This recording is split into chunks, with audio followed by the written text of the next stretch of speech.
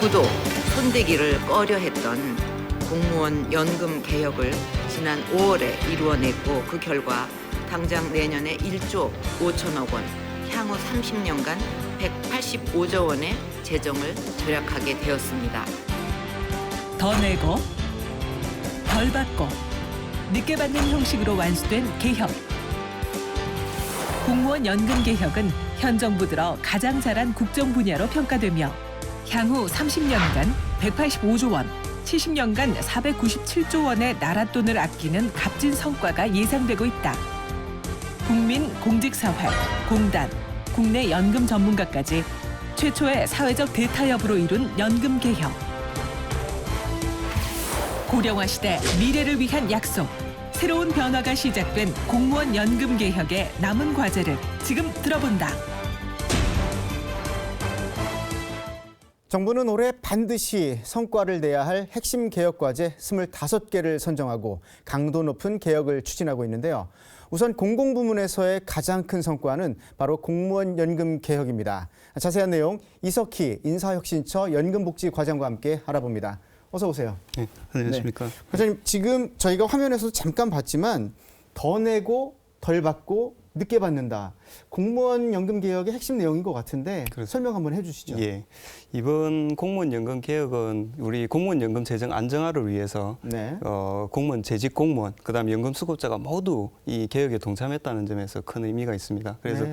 재직자 관련해서는 방금 말씀하셨듯이 더 내고 덜 받고 더 늦게 받는 그런 개혁의 그 핵심 내용이 되겠습니다. 그래서 더 내는 부분은 통상 본인 소득의 한 7% 정도를 종전에 내던 거를 네. 그 본인 소득이 9%로 이렇게 인상을 한 그런 부분이 되고요. 덜 받는 부분은 공무원 연금 지급액을 감액하는 부분이 되겠습니다. 그 네. 부분은 공무원 연금 지급률을 통상 저희들이 재직 기간 1년마다 본인 평균 소득의 1.9%를 1.9% 연금으로 받도록 돼 있던 거를 예. 1.7%로 이렇게 2035년까지 단계적으로 이렇게 줄임으로써 전체 한 10.5% 연금 지급액이 감액되는 그런 효과가 있습니다. 네. 그다음에 더 늦게 받는 부분은 통상 저희들이 퇴직 후 60세부터 연금을 받던 거를 65세까지 늦춘 그런 게 개혁의 핵심 부분이 되겠습니다. 그리고 또 아울러서 연금 수급자들도 고통 네. 분담에 동참을 해서 네. 향후 5년간 올해부터 2020년까지 5년간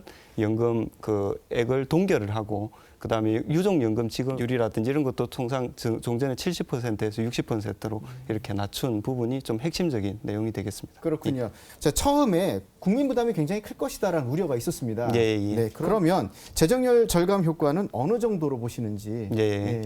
이번 공무원 연금 개혁으로 인해서 사실 그 국민 재정 부담이 대폭 이렇게 경감이 되었습니다. 저희들이 연금 재정 적자분을 정부가 그 보전해주는 보전금이라는 게 있습니다. 이 네. 보전금이 올해 2016년도 올해만 한 1조 5천억 정도 절감되는 효과가 있고요. 예. 네. 2045년까지 한 30년간 185조 원 이렇게 네. 절감이 되고요.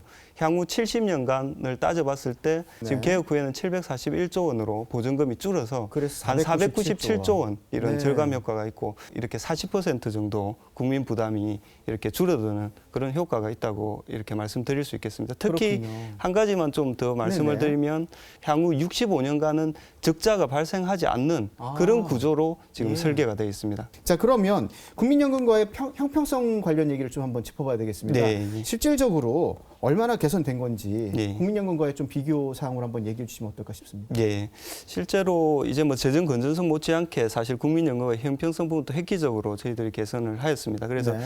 쉽게 말하면 그겁니다. 자기가 낸 보험료 대비 나중에 받을 연금액, 낸 돈 대비 받는 돈 예. 비율이 어떻게 되냐. 그래서 그 부분이 국민연금하고 좀 형평성에 좀 문제가 있어서 1.48배로 해서 국민연금 수준으로 해서 1을 내면 1.48배. 그거에 국민연금 수준하고 이제 비슷한 1.5배 정도 됩니다. 국민연금. 그래서 형평성을 맞춘 그렇습니다. 대표적인 얘기가 되는군요. 그런 수익비 부분이 있고 그다음 네. 나머지 이런 제도적인 부분. 네. 그러니까 연금 지급 개시 연령 같은 경우 아까 천연금을 받는 연령이 60에서 국민연금 65세로. 예, 네, 65세로 바뀌었죠. 이런 부분도 국민연금하고 같이 이제 맞춰진 부분이고요. 아. 유족연금 같은 경우도 이제 본인이 사망했을 때 유족한테 지급되는 그 네. 연금 부분도 종전의 70%에서 국민연금과 같이 60%로 이렇게 제도적인 부분도 형평성을 이렇게 맞추었습니다. 그렇군요. 일단 뭐 긍정적인 측면이 더 많지 않나 싶습니다. 국민 입장에서 말이죠. 그렇습니다. 예, 네. 예.